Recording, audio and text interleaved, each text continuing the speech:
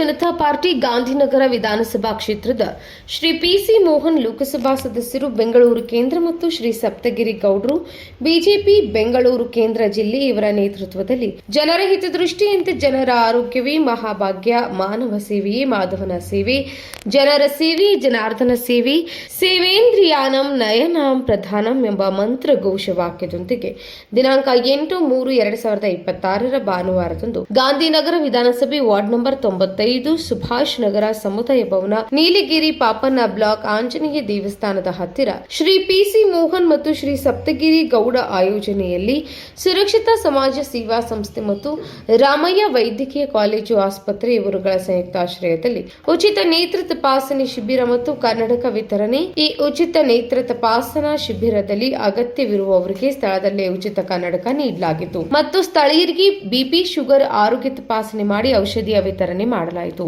ಈ ಕಾರ್ಯಕ್ರಮದಲ್ಲಿ ಪ್ರಶಾಂತ್, ಬಿಜೆಪಿ ಮುಖಂಡರು ಮಣಿ, ರಾಮ್ಕುಮಾರ್, ಸತೀಶ್ ಪಿ, ಭಾರತ್, ರಂಜಿತ್, ವಿಜಿ, ಅಜಿತ್, ದಿಲೀಪ್ ಮುಂತಾದ ಗಣ್ಯಮಾನ್ಯರು ಪಾಲ್ಗೊಂಡಿದ್ದರು.